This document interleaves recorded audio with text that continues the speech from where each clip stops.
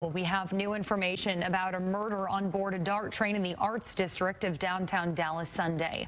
Police say that shooter used a semi-automatic weapon, firing several rounds at the victim with other passengers nearby.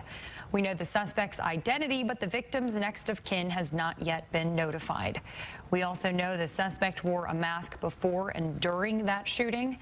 Fox 4's Stephen Dial joins us from the newsroom with the latest. Stephen.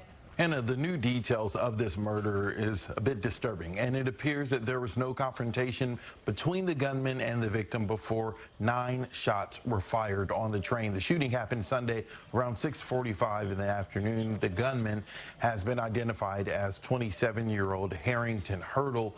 His booking photo has not been released just yet. DART police told us that Hurdle was on one train before the shooting wearing a Jason-style mask. He got off that train and boarded another train and sat near the victim. 9 shell casings were recovered, and the victim died on the scene. Now, Stephen, what do we know about the weapon and the mask you mentioned? That's the disturbing part of this murder, Hannah. Investigators say Hurdle allegedly had on the Jason-style mask that you see in the shot, and then a Draco-style AK-47 similar to these in the photos that you see on screen. He was also wearing a sweatshirt and shorts. We are still waiting for the victim to officially be identified. Again, DART police telling us that the next of kin has not been notified yet. Hurdle does not appear to have any past criminal history. A lot of mystery surrounding this one. All right, Stephen Dow, thank you for the update. With only 8 days left until his execution, Roberson's legal team says that there's some new evidence in his case. His attorney and state lawmakers are now pleading for the courts to take another look at the information. Peyton May joining us now in studio with the details. Peyton. Yes, Brandon, Roberson was convicted for murdering his 2-year-old daughter, Nikki, back in 2003. His legal team says he was found guilty using the shaken baby syndrome diagnosis, which more recent science has debunked in other cases. And now a Dateline NBC interview was raising questions about the judge involved in the proceedings. Roberson's defense attorney says more than 20 years after her client has been sitting on death row, the podcast revealed new critical evidence about the case. The conversation between Lester Holt and Nikki's maternal grandfather, Larry Bowman, dives into communication between the judge who presided over Roberson's trial. Roberson's attorney says the podcast details that same judge was involved in removing parental rights from Roberson while his daughter was in the hospital and transferred the decision to take baby Nikki off life support to other family members.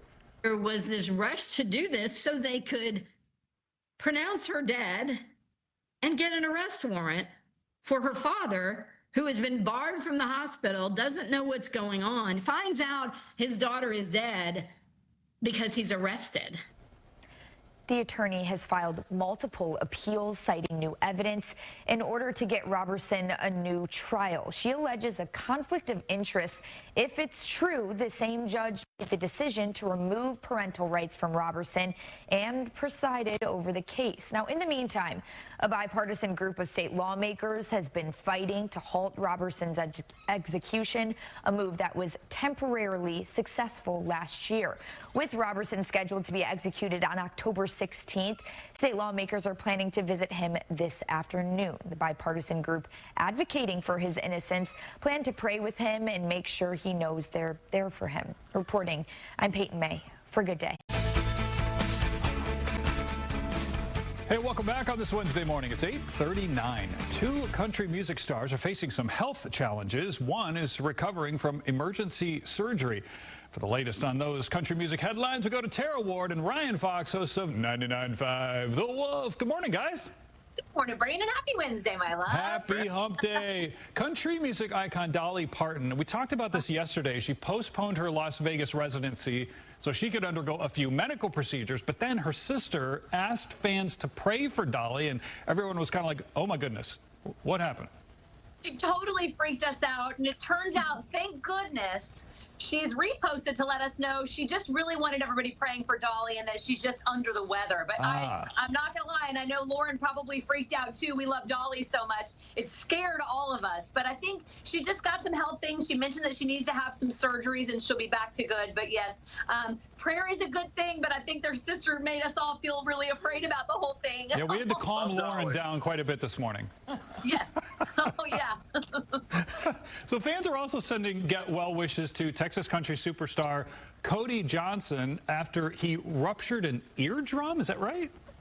Yeah, so yesterday he posted that he had ruptured his eardrum, I assume on stage, because they have the, the inner ear monitors that they have, and maybe it got too loud. Well, then it was just shortly after that, maybe 2 hours later, he posted this video where he was already out of surgery. He had to go into immediate surgery. He says he's on the mend now. The bad news is he's had to cancel now the rest of his shows for 2025. Looking at his tour right now, it looks like February is the earliest he'll be back. Oh, my goodness.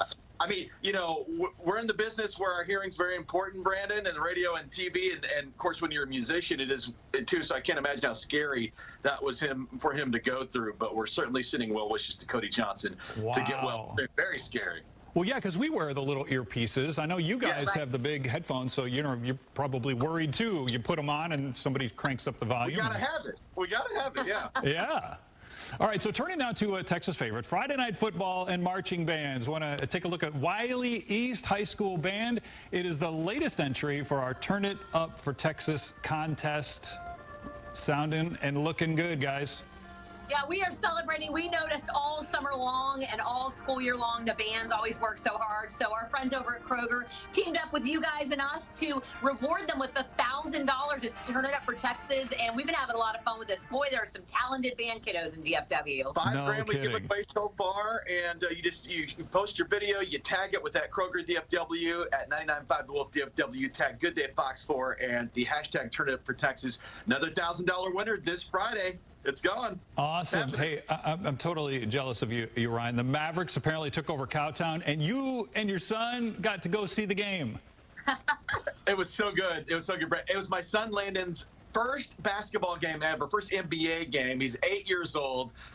Cooper Flagg's newest, biggest fan. He's there with Champ there. Everyone there with the Mavs organization was just so good. And Fort Worth, man, what a show they helped put on, too. The Maniacs were there. He's so excited he wants to go to his next game now. So I guess here in a couple weeks, it's a home opener. We'll have to go out and see that. He was also very excited, too, about the fact that third quarter, there were 67 points on the scoreboard. So, Dad, take a picture of that quick.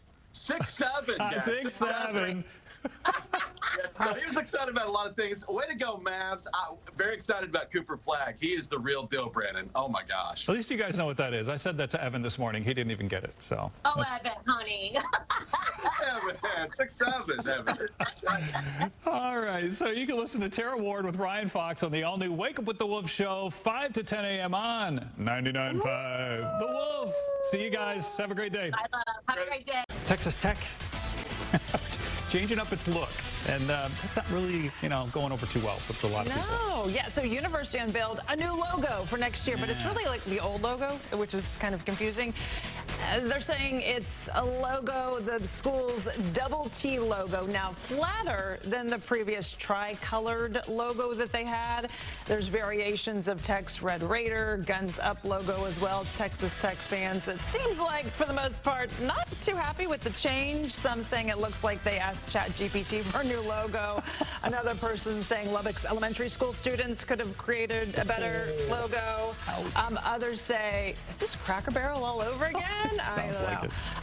There are people, though, who say it's still a double T to me, wreck 'em. And it's actually, they said they're basically going back to the roots because back before 1999, this is kind of what the logo looked like. So they're trying to, repeat history.